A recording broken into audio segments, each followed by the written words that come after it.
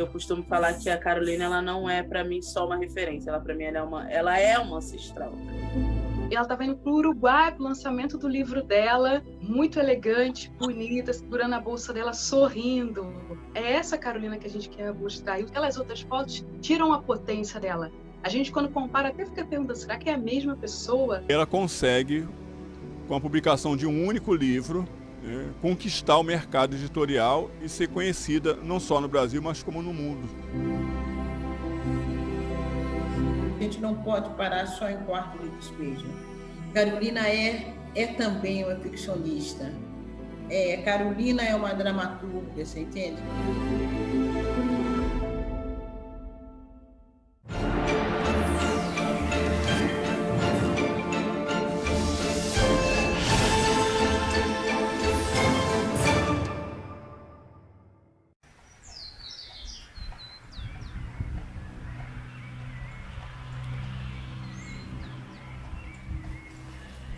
Tanta controvérsia nas idades dela, da gente, tudo. Mas eu acredito que ela me teve com 40 anos. Acho que sim, 40 anos. Mãe! Mãe!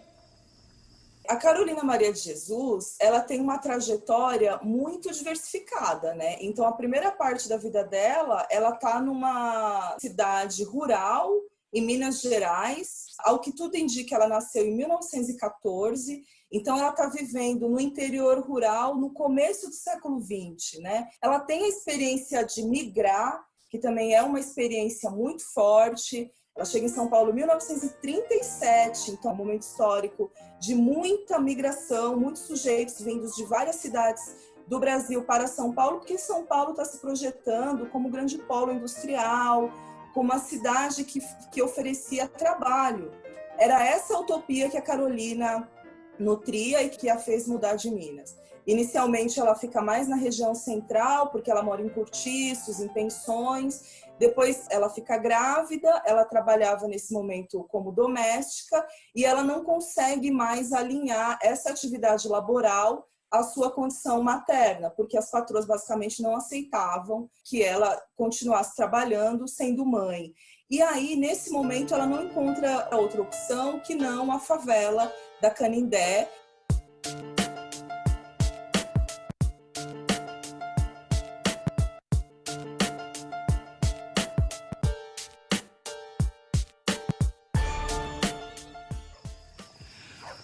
Hoje é aniversário de minha filha, Vera Eunice.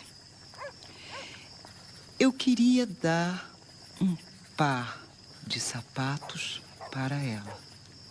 Eu lembro muito bem que, quando ela chegava em casa, na favela, a gente esperava que ela trouxesse comida, lógico, né? E a gente nunca tivemos móveis, né? Era caixote,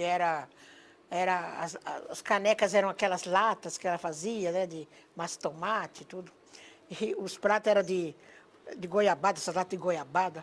A gente tem que lembrar também que, nessa época, São Paulo registrava cerca de 5 favelas em toda a sua extensão. A favela era um acontecimento histórico, social e geográfico recente na cidade. O livro da Carolina, ele também chega num momento histórico em que nada se comparava àquele recorte que ela está fazendo da cidade, né? Algo que ela falava, né, que a favela era o quarto de despejo da sociedade.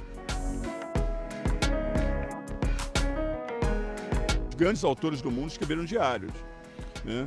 Mas nunca com uma dosagem, digamos, tão real, tão verdadeira como a Carolina.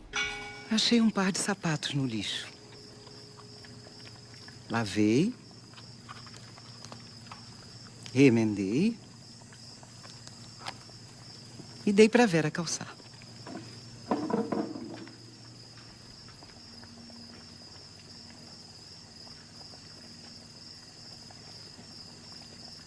Porque a gente na favela, a gente não comia, né? Nunca sabia quando ia almoçar, não tinha sapato, não tinha comida, não tinha condições nenhuma, né? A nossa vida lá era só atrás de comida. Quando eu estou na favela, tenho a impressão de ser um objeto fora de uso. De digno de estar num quarto de despejos. Isso levou a um consumo dessa literatura muito rapidamente. Pra você ter ideia, ela vendia 2.500 livros por dia.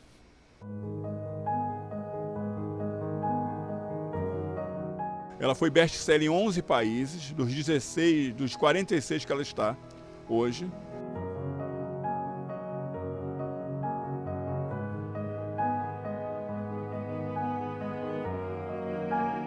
A minha mãe, ela tinha um objetivo. Ela queria sair do quarto de despejo, lá da favela, mas ela queria entrar onde? Ela queria entrar na casa de alvenaria. O sonho dela era ter uma casa. Depois que ela lança o livro, aí ela vai ter uma outra experiência da cidade, porque ela vai morar em Santana, que nesse momento é um bairro assim muito elitizado, né, de São Paulo. E aí surgiram os grandes problemas em ter saído da favela. Por quê? Não fomos bem recebidos, né? Hoje eu imagino a situação deles. Um lugar residencial, classe média alta ou média hoje, vários sobrados, geminados. Aí entra lá uma escritora, ela estava no auge, ela era assediada demais. Então, a gente amanhecia o dia, tinha uma fila de gente pedindo as coisas para ela.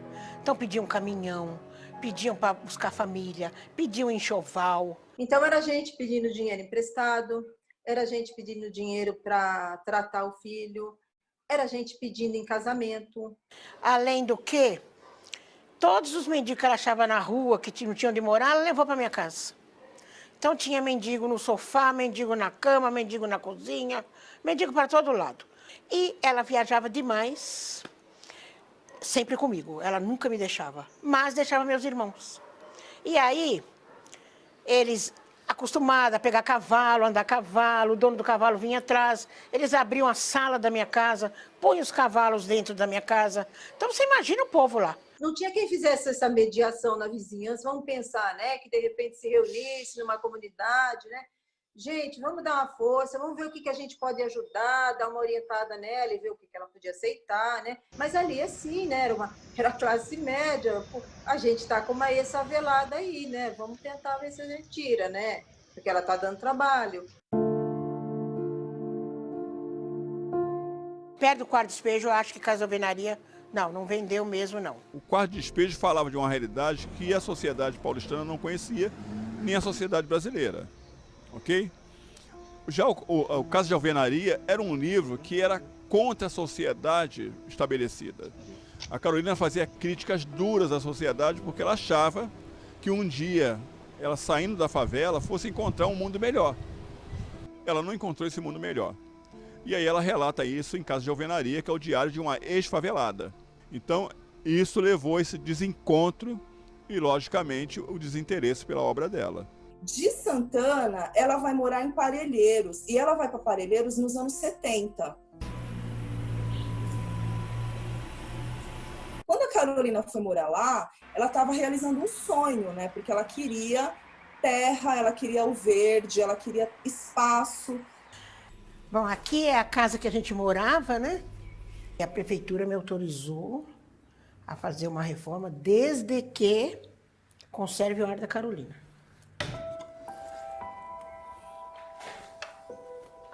Aqui é o quarto que eu dormia com ela. É aqui que ela escrevia, que ela... Vivemos aqui por 20 anos, ela viveu por 20 anos aqui, né?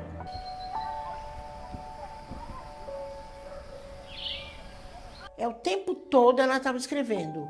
Não tinha luz aqui, não tinha nada aqui. Então ela escrevia com lamparina. Então ela colocava em cima do meu corpo e falava, olha, você não se mexa porque eu estou escrevendo. Aquele barulhinho da caneta tinteiro, sabe? Aquele barulhinho e aquilo... Eu ficava até arrepiada, mas como eu sempre tive medo de dormir sozinha, né? Então eu dormi com ela a vida inteira. Ela amou demais esse sítio. Isso aqui é exatamente onde ela ficava mesmo. Ela gostava muito de ficar aí na sombra, escrevendo. Mas aí a gente já está falando de um momento em que ela já não era mais o centro das atenções como ela fora na década anterior. Ela só vai voltar à cena lá para dezembro de 76 a fevereiro de 77, quando ela morre. Ela só vem depois dos anos 2000. E o Quarto de Despejo, eu pego para ler. Eu vou lendo, mas eu não consigo ler na sequência. Eu estou assim numa parte em que ela catava papel, né? E eu catava com ela. E eu parei porque eu não consegui. Hoje em dia eu estou separando Carolina mãe e Carolina escritora. Carolina, ela escreve porque ela tem uma fome existencial. Eu me lembro agora de uma passagem que ela fala assim: a Dona Terezinha, para mim, é igual o dia de ontem. Passou. Não existe mais.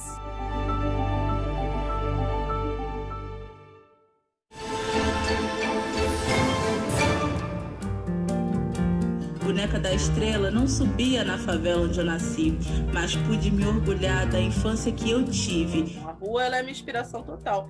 Se a pessoa lê a minha obra, ela vai se ver na rua mesmo. Assim. Pois tudo pode ser, só basta acreditar, onde tudo se transforma com a vontade de sonhar. Rainha do verso. Hoje eu sou graduanda de Letras Árabes pelo UFRJ. Mas eu conheci Carolina muito antes de eu entrar na academia. Mesmo eu não sendo uma parente direta de Carolina, minhas iguais, elas estavam junto com Carolina, né, vivendo da mesma forma que Carolina viveu. No dia 13 de maio de 1958, eu lutava contra a escravatura atual, a fome. Eu acho que quando o Quarto de Despejo foi lançado, as portas estavam mais fechadas, sim. Tanto é que Carolina Maria de Jesus, ela é tese de universidade no exterior e no Brasil ela não é conhecida. Mas ultimamente alguma coisa aconteceu e tem se falado mais em Carolina Maria de Jesus. Neste momento, eu estou compondo o conselho editorial que vai publicar a obra inédita da Carolina Maria de Jesus. Aquilo que está nos manuscritos é muito mais amplo do que o que a gente tem até agora publicado. A gente tem nessa publicação a preocupação também de mostrar a autora para além dos diários, né? Então, a Carolina tem muitos romances, ela tem poesia, ela tem provérbios, ela tem peça de teatro. A minha relação com Carolina sempre foi uma relação de leitora, mas a pessoa que me chamou a atenção para pensar a Carolina de uma outra forma foi a Fernanda Miranda, que atualmente ela é especialista na obra de Carolina, e é a pesquisadora de literatura da nossa exposição. Me emociona muito falar de Carolina Maria de Jesus, porque foi uma leitura que eu fiz na minha juventude ainda. E por que chamava atenção? Chamava atenção o sofrimento de Carolina, que era o nosso sofrimento. Minha mãe, em vários períodos, também saía para catar papel. Eu saí várias vezes para catar papel com ela. Era preciso que a gente fosse mais rápido do que o lixeiro para chegar mais rápido às latas de lixo. A fome que Carolina descrevia era uma fome que a gente também conhecia. Vocês já ouviram falar em Carolina Maria de Jesus?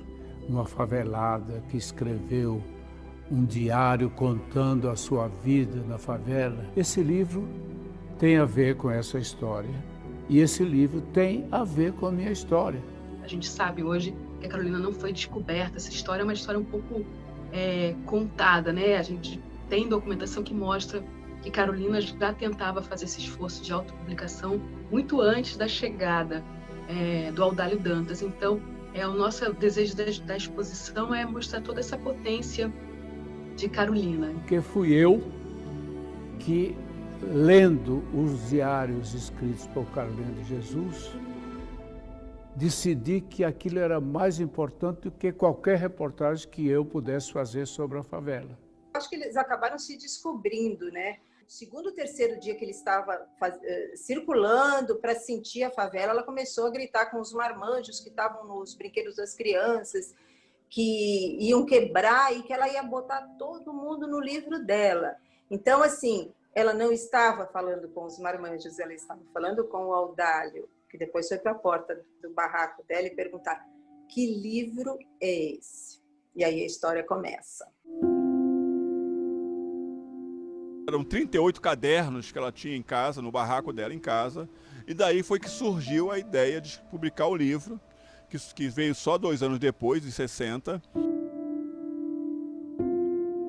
O Wilson Martins fez uma crítica e era uma acusação de que o Audálio teria inventado essa personagem e não que ela existisse e fosse real. Na verdade, o Manuel Bandeira, quando escreveu a respeito, aí sossegou. Mas os anos se passaram e depois o Wilson Martins veio falar sobre a mesma coisa, de que era invenção do Audálio, e aí ele só parou porque o Audálio ameaçou processá-lo.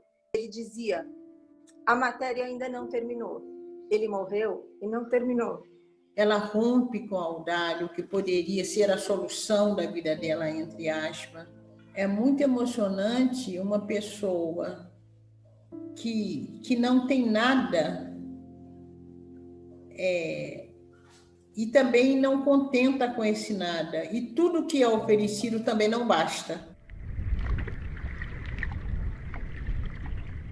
Ela não aguenta, Carolina não aguenta ficar presa, né? Eu gosto muito de dizer da errância de Carolina. E a errância de Carolina é a errância das pessoas que não aceitam a pequenez da vida.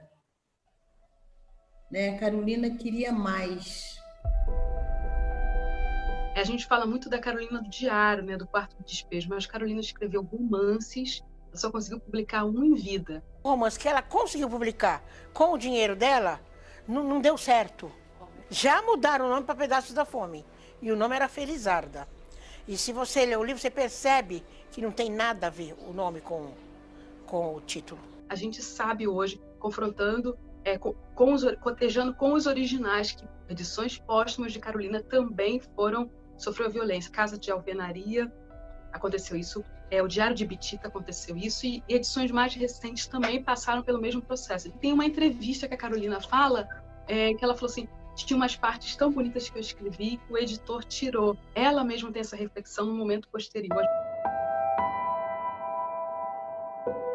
Quando ela estava em vida, o que você deveria ter feito era ter um diálogo com a própria autora, que é o que se faz, né? A boa nova é que a UFRJ está prestes a conceder o título Doutora Honoris Causa a Carolina Maria de Jesus. Qual a importância disso? O seu primeiro livro, né, Quarto Despejo, tem pelo menos 15 traduções. Ela entra para o panteão da literatura brasileira, na medida em que a universidade reconhece ela como doutora honoris causa, de causas honrosas. Visa corrigir um erro, uma reparação desse esquecimento que nós fizemos com relação à grande escritora, grande romancista e grande poeta que foi Carolina Maria de Jesus. Ainda não comi hoje, não vou comer até que abra a porta. Um dia, 2, um mês, vou morrer de fome na porta da sua igreja. Anselmo Duarte ganhou aquele prêmio, a Palma de Ouro. Então nós fomos receber em Santos. E nós fomos todos, os 3 filhos e ela. E várias pessoas, né, famosas. E quando nós chegamos lá no restaurante que chamava Hi-Fi, nunca mais esqueci. Na hora que ela foi entrar, ela falou: aqui negro não entra. E aí chamaram o cara lá, o porteiro, falou: não, era Carolina Maria de Jesus, você não podia falar isso. Aí foram atrás dela, Carolina Maria de Jesus. Aí ela não entrou mais. Aí já não adiantava mais. Toda vez que eu vejo uma homenagem à Carolina, que eu vejo a foto dela, que eu vejo a foto do lenço, eu já sei que ali é um lugar que ela não está. A gente precisa pensar nesse lenço de Carolina, né? O que esse lenço simboliza? Por um lado, também, a Vera diz que a mãe dela gostava de um lenço na cabeça também, mas gostava de ficar com o cabelo, ter essa liberdade. Uma hora eu quero usar lenço, outra hora eu quero ficar com o meu cabelo solto e coisa e tal. Minha mãe era muito vaidosa. Minha mãe gostava de se pintar, minha mãe gostava de usar colares, ela mesma confeccionava os brincos, os colares, era o pente na cabeça. Ela sempre gostou muito disso. E a gente pega isso nos textos dela, dizendo que em alguns momentos ela era obrigada a ir determinado de forma, porque era isso que se imaginava, que se esperava de uma escritora que vinha moradora de uma favela. A própria autora, quando podia, quando tinha agenciamento sobre si, onde ela poderia ir, ela escolhia sempre pela vaidade. Hoje a gente tem uma felicidade de ver que estão circulando outras imagens de Carolina. Uma mulher que tinha um olhar firme, uma mulher que falava bem, uma mulher que gostava de valsas vienenses dentro de uma favela. O lenço, ele é o lugar de subalternidade que colocavam Carolina, porque não era somente um adorno. O lenço é a algema de Carolina, que ela tentou tirar a vida inteira sem sucesso. O que eu admiro é que tem um grupo de escritoras novas, como Rainha dos Versos, que já é de uma geração que tem consciência disso. É essa geração que vai ajudar a rasgar esse lenço, né? Tirar esse lenço, ou nos dar a liberdade de usar esse lenço na hora que a gente quiser. Essa perseverança, né? Essa resiliência que a gente fala tanto hoje, né? Esse empoderamento da mulher, esse lugar de fala, a Carolina projetou tudo isso nos anos 60. Como é que ela conquistou isso? Quem é que era essa mulher, Carolina? A frase que eu mais guardo para mim, eu não lembro se foi que eu li, se eu li ela em Diário de Bitita ou se foi em Quarto de Despejo, para escrever precisa do ócio.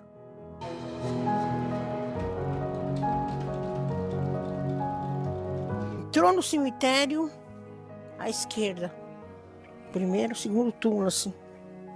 Não conhece o túmulo da Carolina. Mas o que me chama muita atenção em Carolina, e eu acho que é muito significativo, é a morte de Carolina, né? Eu acho que Carolina morrer com uma crise asmática, para mim, eu leio como aquela pessoa que não pôde dizer. Para mim, Carolina morre engasgada. Porque quando ela pode dizer, ela não é entendida. As pessoas, elas falam perto de mim coisas que elas não vão falar em público, assim, porque ela não me enxergar, às vezes me dá esse privilégio, né, de protagonizar algumas histórias. E é muito bacana que a nossa exposição vai acontecer no ano também que a Carolina será publicada pela Companhia das Letras de forma íntegra, sem mais uma vez passar por isso que a gente chama, né, de uma violência editorial, de que o texto dela é fraturado, é cortado, é desrespeitado. Eu acredito que muitos leitores descobrirão uma escritora nova a partir do momento em que essas obras finalmente cheguem ao público. Para mim, eu acho que isso dá também uma bela ficção, né?